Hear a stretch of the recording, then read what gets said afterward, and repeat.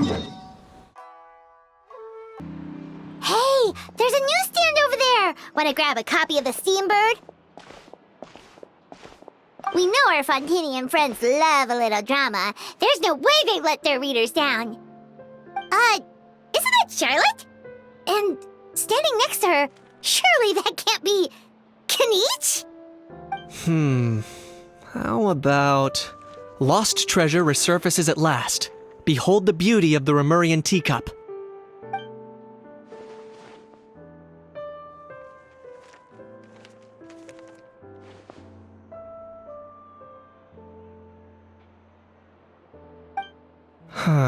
Pretty shocking. But it still feels like it's missing something. Ah, got it! Udex gravely wounded in shocking stabbing. Set to miss cross-border smuggling trial.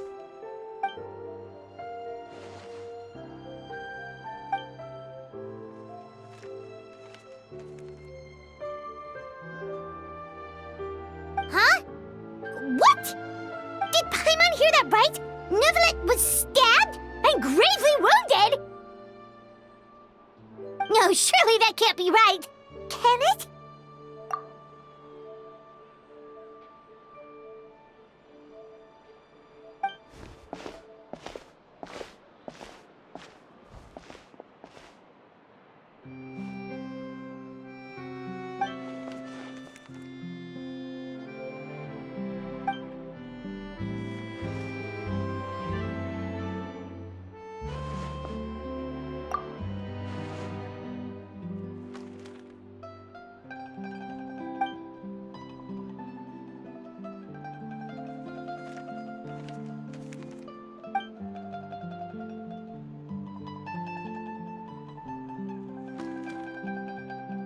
Hey there, you two.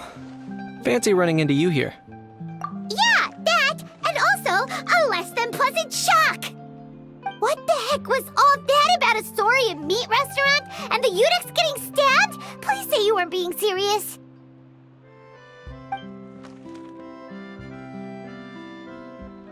Trading tabloid headlines? Yeah. Charlotte and I were having a little contest to see who could find the most ridiculous fake news stories. Either I got lucky, or I have a knack for honing in on the most outrageous material.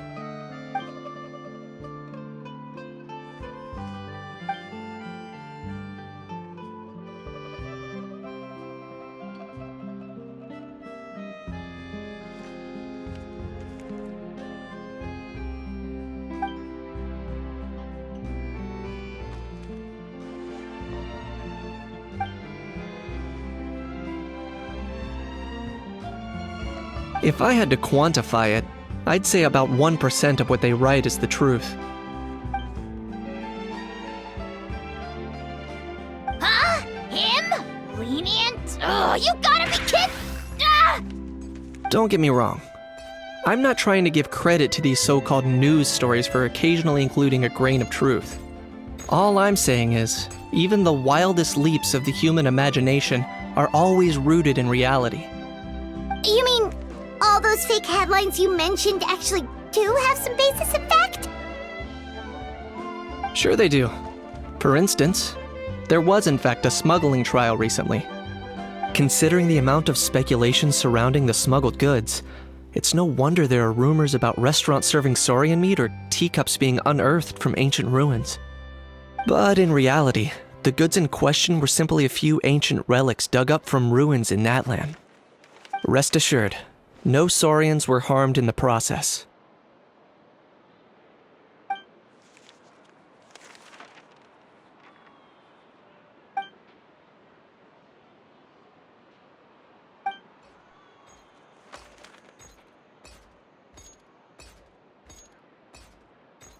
Oh, okay! Paimon was so busy freaking out about those headlines that she totally forgot to ask why you're here in Fontaine, Kinich.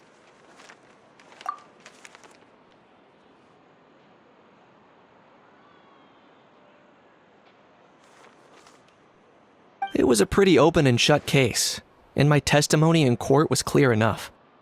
But I'm guessing, Mademoiselle Charlotte, that you're less interested in the case than you are in trying to uncover some news stories about Natlan. I appreciate your kind invitation, but like I said, storytelling isn't really my forte. Kaniche the speechless! Kaniche the tongue-tied! Huh? If you're dead set on doing an interview, why not talk to the Traveler instead?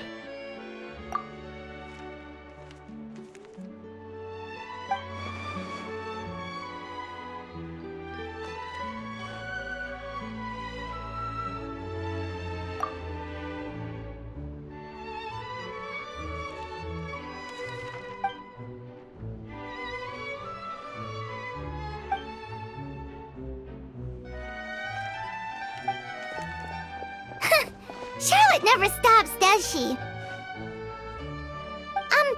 Anyway, Paimon just has to ask. That how thing that popped out before, or was it a how? It kind of looked like a how, but at the same time... Oh, that thing. Yeah, that was a how. Huh? What's up with him? Like, he's still noisy, but he's way quieter than before. It's like he's trying to hide or something. Could be. Not acclimatizing? Aw, poor Almighty Dragon Lord is not feeling well. Too bad he can't come out to argue back. What do you mean? There's nothing physically wrong with him. It actually has to do with a strange law we learned about after arriving in Fontaine. Apparently, it's forbidden to release flying objects within Fontaine city limits during the first 3 days of each month. Paimon sure does! Paimon's been down this road before. There's an easy solution. As long as Kaniche holds onto a house tail, he'll be considered an Almighty Dragon Lord balloon, not a flying Almighty Dragon Lord. Not gonna lie, I was considering that. But a How wasn't too thrilled with the idea of huffing and puffing away in the form of a mini helium balloon. That said, it's pretty annoying how he keeps randomly popping up all of a sudden. Anyway, this morning I saw a notice outside the Palais Mermonia about an event that's set to take place outside the city soon. Something to do with filmmaking. I hear that's all the rage here. I was planning to stay here and do some exploring for a few extra days anyway, so I think I'll go check it out. It'll be a good chance to let that noisy helium balloon out. He might even learn a thing or two. If you're free, why don't you come along? I know where it is, so let me lead the way.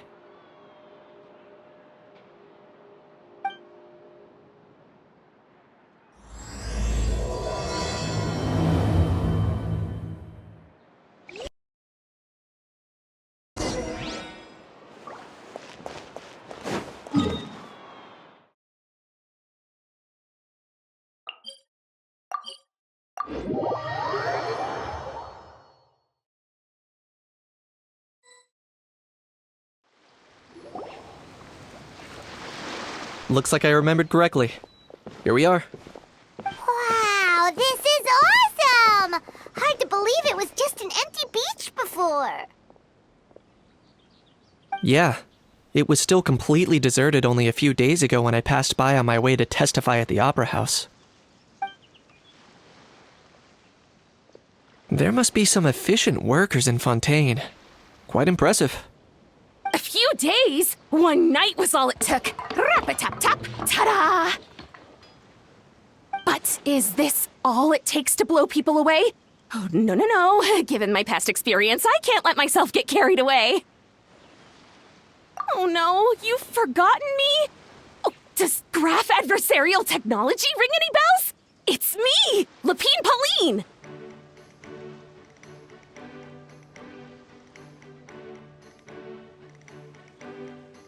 Of course! How else would we have managed to build Fantasyland in a single night? Fantasyland? At least that's how I like to think of it myself. A magical land of fantasy, the stuff of film buffs' dreams.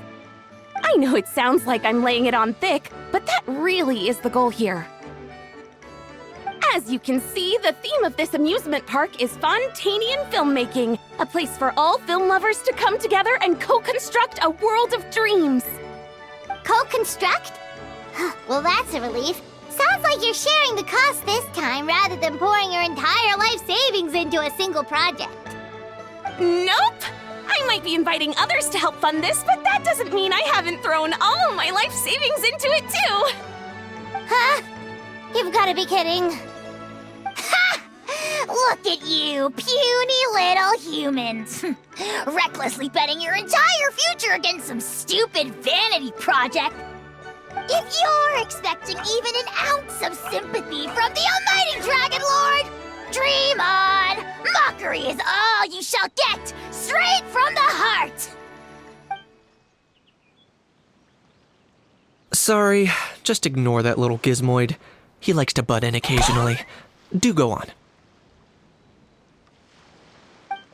Gizmoid? Who you calling Gizmoid? You're the Gizmoid! Wow! That's quite a nifty mecha you've got yourself there. Is it some sort of smart personal assistant?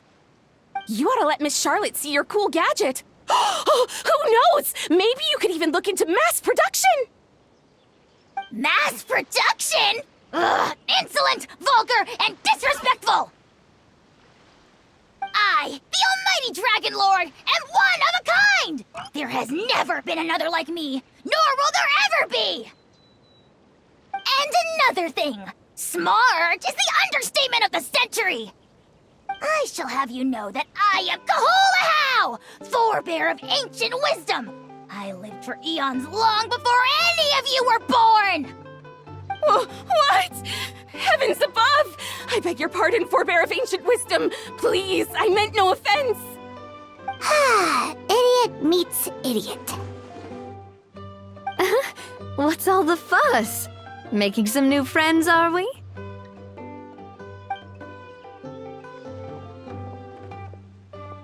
Miss Navia! Allow me to introduce the star behind all the work that's gone into this venue. Miss Navia, president of Fontaine Spina di Rosula. Hello, everyone. Partner, Paimon, how have you been lately? Hello there. I'm Kanich. What about me? What about me? My useless servant can't even give me a proper introduction. You think someone yelling their name out in the middle of a public street really needs an introduction? He's not wrong. I caught yours just now, in fact. So, you must be the almighty Dragon Lord, Mr. Ahau. It's a pleasure to meet you.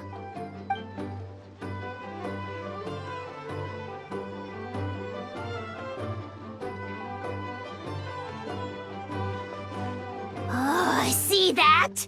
That's what I call proper manners. Well, it's not every day you meet a well-mannered human. Navia, was it? Excellent. You may address the almighty Dragon Lord by his name. Navia, don't you think the title Almighty Dragon Lord is a bit silly? It's no big deal. All little animals do that, don't they?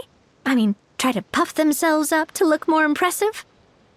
Anyway, it's all thanks to Miss Navia and the Spina di Rosula that Fantasyland's gotten up and running in the space of a single night. Honestly, thank heavens! After all that paperwork and endless waiting, the event and venue finally got the green light. I couldn't wait a moment longer. The second the approval came through, I reached out to President Navia, hoping she could lend a hand. After all, who else but the Spina di Rosula would indulge such impulsive demands?